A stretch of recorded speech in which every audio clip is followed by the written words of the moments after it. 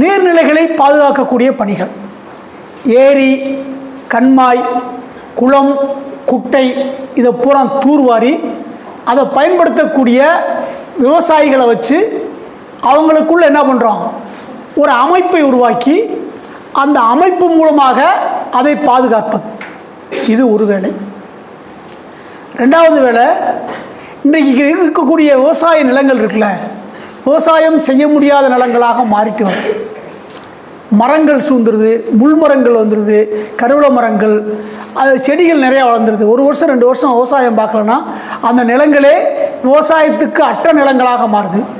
அதனால் அந்த நிலங்களை சீர்படுத்தி தரக்கூடிய பணி அது மத்திய மாநில அரசாங்கத்தில் விவசாயத்துறை மூலமாக இதை பண்ணுறாங்க. அவங்களோட சேர்ந்து நாங்களும் இந்த வேலையை பார்த்துக்கிட்டு இருக்கோம். இது 2 பணிகள். மூன்றாவது பணி, மகளிர் சுய உதவி குழுக்கள் இருக்குல்ல, இந்த மகளிர் சுய உதவி குழுக்களை உருவாக்கி அவை மூலமாக அமைப்புகளை ஏற்படுத்துதல், பெண்கள் அமைப்புகளை ஏற்படுத்துறது, அவங்களுக்குள்ள சேமிக்கிற பழக்கத்தை உருவாக்குறது, அந்த குழுக்களை வங்கியோடு இணைக்கிறது, வங்கிகள் மூலமாக கடன் வாங்கி தர்றது, ஒவ்வொரு குடும்பத்துக்குமான ஒரு நிலையான தொழிலை ஏற்படுத்துறது எங்களுடைய வேலை. எத்தனை வேலை சொன்னேன் நான்? ரைட், பரவாயில்ல, எல்லாம் முடிச்சுட்டு தான் இருக்கீங்க. Very good, thank you. எனக்கு ஒரு நேரம் சொல்லியிருக்காங்க, அவங்க ஒரு நேரம் பேசுங்க அப்படின்னு. நீங்கள் பார்த்து இல்லை போதும்னா கூட நான் நிப்பாட்டிக்கிறேன், ஓகேவா? சரி, அதனால் கட்டாயம்லாம் கிடையாது. 4வது பணி என்ன பண்ணுறோம்னா, வளரிளம் பெண்கள் இருக்காங்களே, இந்த வளரிளம் பெண்கள் அவங்களுக்கு இருக்கக்கூடிய பிரச்சனைகள், இரத்த சோகை பிரச்சனை, மாதவிடாய் பிரச்சனை, இது மாதிரி பிரச்சனைகள் இருக்குது.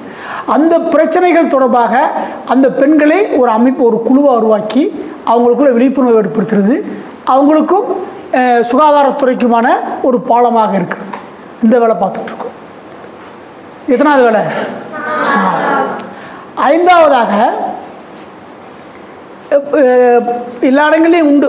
இப்போ மெட்ரிகுலேஷன் ஸ்கூல் படிக்கிற பிள்ளைங்களுக்கு டியூஷன் அவங்களே வச்சுருவாங்க. அல்லது நகரம் சார்ந்து இருக்கக்கூடிய பள்ளிகளுக்கு கூடிய பிள்ளைகளுக்கு அந்தந்த ஊரில் டியூஷன் வாய்ப்பு கிடைக்கும். ஆனால் கிராமப்புறத்தில் மிகவும் பின்தங்கிய கிராமங்களுக்கு கூடிய குழந்தைகளுக்கு மாலை நேர கல்வி என்பது அவங்களுக்கு டியூஷனுக்கான வாய்ப்புகள் மிக குறைவாக இருக்கும். ஆனால் அது மாதிரியான இடங்களில், குறிப்பாக அந்த விருதுநகர் மாவட்டத்தில் ஒரு 72 கிராமங்கள், ரொம்ப ரிமோட் கிராமம், அதாவது காரியாபட்டி, நரிக்குடி, திருச்சுழி, பத்ராப்பு, சிவகாசி, சிறுவில்லிபுத்தூர் மற்றும் இது விருதுநகரில் சில பஞ்சாயத்துகளில் ஒரு 72 பஞ்சாயத்துகளில் மாலை நேர கல்வி நாங்கள் நடத்திக்கிட்டு இருக்கோம். எத்தனை? 5 ஆச்சா?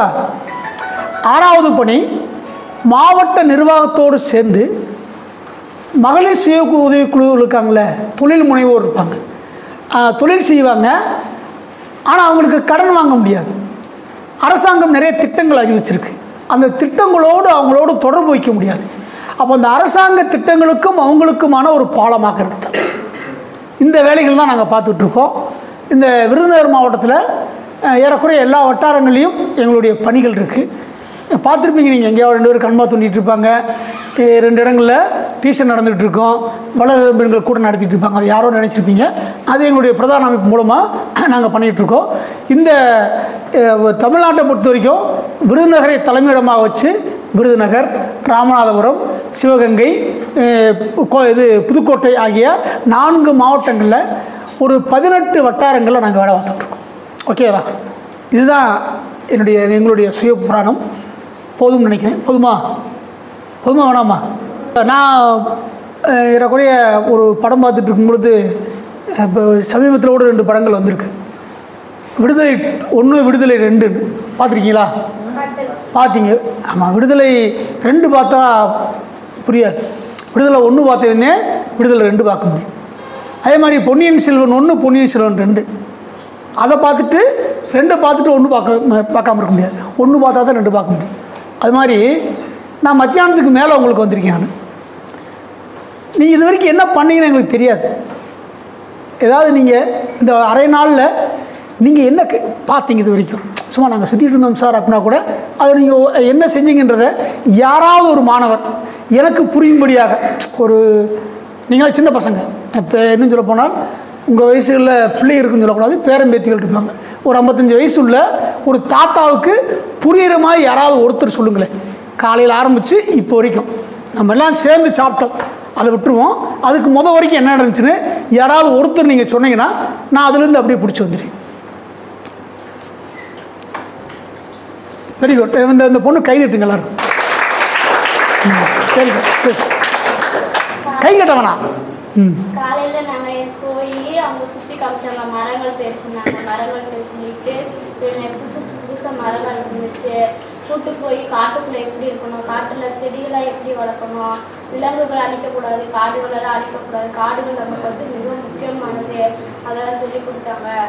காட்டுக்குள்ள பாம்பு பருதி இதெல்லாம் இருக்கும், நிறையா இருக்கும், அதெல்லாம் பார்த்து இருக்கணும். செடிகளை புரிந்து சொல்லி கொடுத்தாங்க. அதுக்கப்புறமேட்டு விளையாட சொல்லி கொடுத்தாங்க. எங்களுக்கு நிறைய சொல்லி கொடுத்தாங்க. எங்களுக்கு உபயோகமான நிறைய விஷயங்கள் அவங்க வந்து சொல்லி கொடுத்தாங்க. எங்களுக்கு அது நல்லா புரிஞ்சிச்சு. அது ரொம்ப எங்களுக்கு பயனுள்ளதாக இருந்துச்சு. அது ரொம்ப வந்து காடுகளை முக்கியமாக அழிக்கக்கூடாது, நீர்நிலைகளை பாதுகாக்கணும் அப்படின்னு நிறைய சொல்லி கொடுத்தாங்க அவங்க. Very good. பாப்பா உங்கள் பேர்? ஜெயந்தி. ஜெயந்திக்கு பாராட்டு தெரிவிங்களா எல்லாரும்? ஜெயந்தி சொல்லாமல் விட்டு ஏதாவது இருக்கா?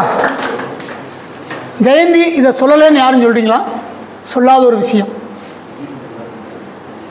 இல்லை. Very good. நன்றி ஜெயந்தி. நான் காலையிலே வர வேண்டியது. இன்றைக்கி ஒரு திருக்குறள் மாநாடு நடந்துகிட்ருக்கு, கேள்விப்பட்டிருப்பீங்க. அங்கே போக வேண்டியதாகி போச்சு. மதியம் வரைக்கும் அங்கே இருந்துட்டு அதை நான் முடிச்சுட்டு வரேன். நான் காலையிலே அங்கே பார்க்கும்பொழுது மாநிலத்தில் இருக்கக்கூடிய எல்லா பிள்ளைங்களும் வந்தாங்க. சிறுடி தாங்கிய பிள்ளைகள் வந்து திருக்குறளை பற்றி அவ்வளோ அற்புதமாக பேசினாங்க. ஒரு 12 பேர் பேசினாங்க. நல்லா இருந்தது. அறம், பொருள், இன்பம் இந்த 3 தொடர்பாகவும் அவ்வளவு அற்புதமாக அவங்க பேசினாங்க பிள்ளைங்கள். அதனால் அந்த நிகழ்ச்சி முடிச்சுட்டு நாங்கள் வந்து நீங்கள் பரவாயில்ல ஒரு பசுமை நடை போயிருக்கீங்க, அப்படி தானே? அப்படி வச்சுக்கலாம்ல? அப்படி தான் சொல்கிறாங்க. இளம் ஆர்வலர்கள் சிறப்பு பயிற்சி முகாம் நீங்கள் நடந்தது பசுமையை தேடி நடந்திருக்கீங்க, அப்படி தானே? இல்லை சும்மாவா? பசுமை நடை. ஓகே, க்ரீன் வாக் அப்படின்னு சொல்லுவாங்க. என்னை உண்மையில் இந்த கேள்விப்படும்போது எனக்கு எங்கள் சின்ன வயசு ஞாபகம் வருது. நான் பிறந்தது வந்து கடமலை குன்றுன்னு கேள்விப்பட்டிருப்பீங்க, வருஷநாடு மலைப்பகுதி. இன்னும் உங்களுக்கு சிறப்பாக சொல்கிறதா இருந்தால் மத்ராயிருப்பு சதுரகிரி சுந்தர மகாலிங்கம் கோயில் அந்த மலைகள் இருக்குல்ல, அந்த மலைகளுக்கு இந்த பக்கம் வத்ராயிருப்பு விருதுநகர் மாவட்டம் ஆரம்பிச்சது. அந்த மலைகளுக்கு அந்த பக்கம் எங்கள் ஊர். நீங்கள் எப்படி சதுரகிரி மலைக்கு நீங்கள் ஏறி வருவீங்களோ அதே மாதிரி நாங்கள் அங்கேருந்து ஏறி வருவோம். உங்களை மாதிரி பள்ளி படிக்கிற காலங்களில் இப்படியா எங்களை கூட்டு போனதில்லை யாரும். அப்போ எங்களுக்கு வந்து ஒரு குருநாதர் இருந்தார். அவர் ரிட்டையர்ட் ஆகிட்டார். நானே ரிட்டையர்மெண்ட் ரிசர்ச்சில் இருக்கேன், அவர் ஆக மாட்டாரா? சுதந்திரன் ஒரு ஆசிரியர் இருந்தார். அவர் பெரிய இயற்கை நேசம். அவர் ஒரு ஆரம்ப பள்ளியில் ஆசிரியராக இருந்தார். அரசு ஊராட்சி ஒன்றிய ஆரம்ப பள்ளியில் ஆசிரியர். ஆனால் நாங்களாம் ஸ்கூலில் படிக்கிற பசங்க. அந்த 7th ஒரு கணக்கு வச்சுருப்பார். 7th மேலே இருக்க மட்டும்தான் என் கூட வரணும்பார். அது என்ன கணக்குன்னு பிடிக்கும் தெரியல. பசங்களை தான் கூட்டு போவார். போவோம், நடந்தே போவோம். அந்த வருஷநாடு மலைப்பகுதி நீங்கள் கேள்விப்பட்டிருப்பீங்க. கேள்விப்படுறீங்க யாராச்சும்? வருஷநாட்டுக்கு போனால் வச்ச இடத்த சொல்லிட்டு போவாங்க. அப்படின்னு என்ன அர்த்தம்? திரும்ப வர முடியாது. ஏன் திரும்ப வர முடியாதுன்னா அவ்வளவு அடர்த்தியான மரங்கள், அவ்வளவு அடர்த்தியான வனம், அவ்வளவு வனாந்தரம், அவ்வளவு மிருகங்கள், அப்படி இருந்த ஒரு பகுதி. நான் சொல்கிறது ஒரு 30-35 வருஷங்களுக்கு முன்னால் பஸ் போக்குவரத்தோ ரோடு போக்குவரத்தோ எதுவுமே இல்லாத காலங்களில் அந்த பசுமை நடை நாங்கள் போவோம். நடந்து போகும்போது அவர் ஒரே ஒரு கண்டிஷன் போடுவார். என்ன கண்டிஷன் தெரியுமா? ஏதாவது சாப்பிட கொண்டு வா, கண்டிப்பாக சோறு கொண்டு வரணும், அவ்வளோதான். நீ என்ன வேணாலும் கொண்டு வர, தூக்குவாளியில் சோறு கொண்டு வரணும். நடந்து தான் போவோம். எல்லோரும் வந்து ஒரு இடத்துல பிள்ளையார் கோயில் இருக்கும், பிள்ளையார் கோயிலுக்கு வந்துடுவோம். ஒவ்வொரு மாதத்துலேயும் கடைசி ஞாயிற்றுக்கிழமை போவோம் நாங்கள். அந்த கடைசி ஞாயிற்றுக்கிழமை வீட்டில் எங்களை தேட மாட்டாங்க. ஒன்று ஏதோ பார்க்க போயிருக்கான்னு நம்பிக்கை, ரெண்டாவது நாங்கள் யார் கூட சேர்ந்து போகிறோமோ அவரை பற்றி இருக்குல்ல. உதாரணத்துக்கு ஒவ்வொரு கடைசி ஞாயிற்றுக்கிழமையும் ஊரில் இருக்கக்கூடிய ஒரு நல்ல ஒரு குடியார ஒருத்தையும் கூட சேர்ந்துட்டு இந்த ஞாயிற்றுக்கிழமை நான் வீட்டுக்கு வரமாட்டேன் அப்படின்னு சொன்னால் வீட்டில் எடுத்துக்குவாங்க. என்ன பண்ணுவாங்க? அடித்து போட்டுருவாங்க. ஆனால் நாங்கள் எங்களை கூட்டு போகிறது யார்? வாத்தியார். வாத்தியார் பேர் என்ன? சுதந்திரன். என்னது? சுதந்திரன். ஆமாம், முக்கியமான விஷயம் தான் சொல்கிறான்னு. சுதந்திரன். அப்போ அவர் கூட்டு போவார். ஒவ்வொரு ஏரியாவுக்கும் நாங்கள் போவோம், மலைகளை பார்ப்போம், புதுசு புதுசாக மரங்கள் பார்ப்போம், காட்டு மாமரங்கள் இருக்கும். அதே மாதிரி முருங்கை வந்து முள் முருங்கைன்னு ஒரு மரம் இருக்கும். தேக்கு, சந்தனம், அகில். சந்தன மரங்கள் ரொம்ப ரேராக எங்கேயா ஒரு நாள் இருக்கும், அதை யாரும் பார்க்க விட மாட்டாங்க. அகில் மரங்கள், தோதகத்தி, வாகை எல்லாம் பார்ப்போம். அப்படி பார்த்து பார்த்து வளர்ந்துட்டே வர்றோம். ஒரு இதில் அப்படியே மாறி வரும்பொழுது 8ஆம் கிளாஸ் 9ஆம் கிளாஸ் வரும்பொழுது 10th படிக்கக்கூடிய நபர்கள் இருக்காங்களா? யாராவது குறிஞ்சி பாட்டு படிச்சிருக்கீங்களா? யாருக்காவது பாடமாக இருக்கா குறிஞ்சி பாட்டு?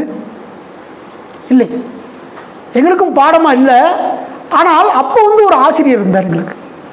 அவர் தாவரவியல் ஆசிரியர். அவர் பேர் ஜெயபால் பாண்டியன். அவர் வெண்மணி அப்படின்ற பேரில் பெரிய பட்டிமன்ற பேச்சாளர். அவர் தாவரவியல் நடத்துகிறத காட்டிலும் தமிழ் நல்லா நடத்துவார். அவர் எங்களுக்கு சொல்லிக் கொடுத்தார். குறிஞ்சி பாட்டில் 99 மலர்கள் கேள்விப்பட்டிருக்கீங்களா? என்ன பார்க்குறீங்க? இருக்கும். குறிஞ்சி பாட்டில் கபிலர் என்ன பண்ணுவார்னா, தோழி தலைவி தலைவனுக்காக காத்திருப்பாங்க. தலைவன் வரல. இப்போ மாதிரி செல்ஃபோன்லாம் இல்லை, மெசேஜ் அனுப்ப முடியாது, வேற நவுன்னு கேட்க முடியாது, ஐயா மான் கோயிங் அது மெசேஜ் போட முடியாது. தலைவன் வரல. இப்போ தலைவன் வரவில்லை என்பதுக்காக காத்துக்கிட்டு இருக்கும்போது அவன் என்ன பண்ணுறான்னா, தலைவி தன்னுடைய தோழியோடு சேர்ந்து பூக்களை பறிக்கிறான். இதுதான் என்னது? சுச்சுவேஷன். சினிமாவில் சொல்கிற மாதிரி இது காட்சி. கபிலர் என்ன பண்ணுறாரு, என்னென்ன பூக்களை பறிக்கிறாங்க அப்படின்றத அவர் எழுதுவார். மேலே அற்புதமாக இருக்கும். எனக்கு எல்லா மலர்களையும் சொல்ல தெரியாது. வள்ளிதழ் ஒன்சன் காந்தல், ஆம்பல் அனிச்சம், தன்கைய குவளை, குறிஞ்சி வெச்சி, செங்கோடி வேறு, தேமா, மணிச்சிகை, உறுதி நார் அவிழ்ந்தொத்து, எரிபுலம் ஏருளம், வடவனம் வாகை, வான்பூ குடிசம், தில்லை பிள்ளை, கல்லினர் முல்லை, மணிப்பூங் கருவிலை, அமராத்தின்னு போயிட்டே இருக்கும். கடைசியில் மாயிருங்குருந்தும் வேம்பும் பிறவும் அப்படின்னு முடிச்சிருப்பார். இது உண்மையிலே ஏன் இங்கே நான் சொல்கிறேன்னா, இயற்கையை நாம் எந்த அளவுக்கு நேசித்தோம். 100 பூக்களுடைய பெயர்கள் நம்மளால் சொல்ல முடியுமா? இப்போ முடியும், ஆனால் எழுதி வச்சு சொல்லும். ஆனால் கபிலர் குறிஞ்சி பாட்டில் காட்டிய அந்த 100 மலர்கள் தலைவி தலைவனுக்காக காத்திருந்த அந்த காலகட்டத்தில் மலர்ந்தவை. புரியுதா? அப்போ எந்த காலத்தில் காத்துட்டு இருக்கா? வசந்த காலத்தில் காத்திருக்கா. வசந்த காலத்தில் என்னென்ன மலர்கள் மலருன்றதை சொல்லியிருப்பார். இது உங்களுக்கு அவுட் ஆஃப் சிலபஸ், உங்களுடைய பாடத்திட்டத்துக்கு வெளியில் நான் சொல்கிறத நினைக்கலாம். இருந்தாலும் உங்களுக்கு கட்டாயமெல்லாம் இல்லை. படிச்சுக்கிட்டு இருக்கக்கூடிய மாணவர்கள், தமிழ் மீது ஆர்வம் உள்ளவர்கள், இன்றைக்கி நான் பேசுகிறேன். இன்றைக்கி பிப்ரவரி 1ஆம் தேதி இந்த கல்லூரியில் யாரோ ஒரு நபர் குறிஞ்சி பாட்டை பற்றி பேசினார் கபிலர் அப்படின்னு நீங்கள் மனசுக்குள்ளே வச்சுக்கிட்டாலும், நீங்கள் என்றைக்காவது அந்த குறிஞ்சி பாட்டை புரட்டும் பொழுது உங்களுக்கு என்ன ஞாபகம் வரும்? 99 மலர் அவன் சொன்னானே இருக்கா அப்படின்னு பார்க்கலாம். அந்த 99 மலர்களை ஒரு எனக்கு தெரிஞ்சு தமிழ்நாட்டில் பேசக்கூடிய பேச்சாளர்களில் ஒரு 3-4 பேர் அதை சொல்லுவாங்க. ஒன்று இறந்து போன நம்முடைய முன்னாள் முதல்வர் முத்தமிழ் கலைஞர் அவர்கள் சொல்லுவார். அவருடைய சங்கத்தமிழ் புத்தகத்திற்கு மலர்தூவி வரவேற்கிறேன் போட்டு அந்த பாட்டில் ஆரம்பிப்பார். நான் அதில் தான் படித்தேன். வள்ளிதழ் ஒன்சன் காந்தல், ஆம்பல் அனிச்சம், தன்கைய குவளைன்னு பாதி மனப்பாடம் பண்ணது அங்கே. அதற்கு பிறகு இந்த மாவட்டத்தைச் சேர்ந்த ஒரு மிகப்பெரிய பேச்சாளர், அவர் சட்டசபை சபாநாயகராக இருந்தவர், நம்ம ராமத்துவம்பட்டியை சேர்ந்த காளிமுத்து. அவர் அற்புதமாக பேசுவார். அதுக்கடுத்து அவர்களோட இப்போ உயிரோடு இருக்கக்கூடிய நபர்களில் 2 பேரும் இல்லை, உயிரோடு இருக்கக்கூடிய நபர்களில் இங்கே இப்போ ராஜ்யசபா எம்பியாக இருக்கக்கூடிய கலிங்கப்பட்டியை சேர்ந்த திரு வைகோ அவர் பேசுவார். இன்னும் உங்களுக்கு சொல்கிற மாதிரி இருந்தால் அதுக்கடுத்து இது நிறைய இப்போ பேசிகிட்டு இருக்குது. யாருன்னா நடிகர் சிவகுமார் சொல்லுவார். இது என்ன மனப்பாடமாக சொல்கிறது திரும்ப திரும்ப எங்கிட்ட சொல்லிட்டீங்க நீங்கள் கேட்கலாம். அப்படி தானே? இந்த பையன் அப்படித்தான் பார்க்குறாங்க. அப்படி தானே? ஒரு செய்யுளை ஒப்பிக்கிறது பெரிய விஷயமா என்ன? ஏன்னா அந்த செய்யுள் சொல்லக்கூடிய கருத்து.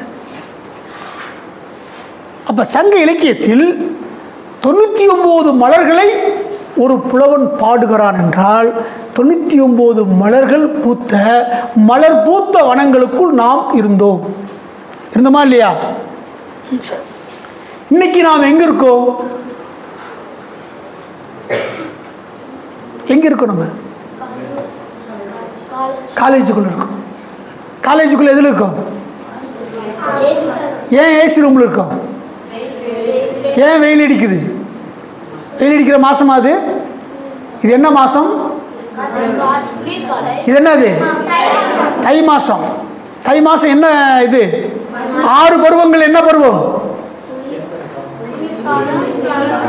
கார், கூதிர், இளவேனில், அது முன்பனி, பின்பனி, இளவேனில், முதுவேனில். இது என்ன பனி? பின்பனியா? பின்பனி காலம். பின்பனி காலம்னு என்ன அர்த்தம்? காலை வரை பனிபொழியும், அதற்கடுத்தும் அது தாக்கம் இருக்கும். இருக்கா? இல்லை. ஏன் இல்லை?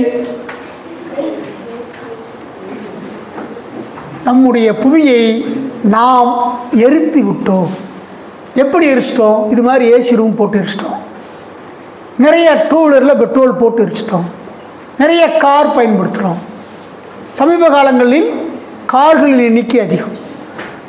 நான் ஒரு அறிவியல் வளர்ச்சியை அல்லது இந்த நுகர்வு கலாச்சாரத்தை நான் என் ஊர்லேருந்து தான் பார்ப்பேன்.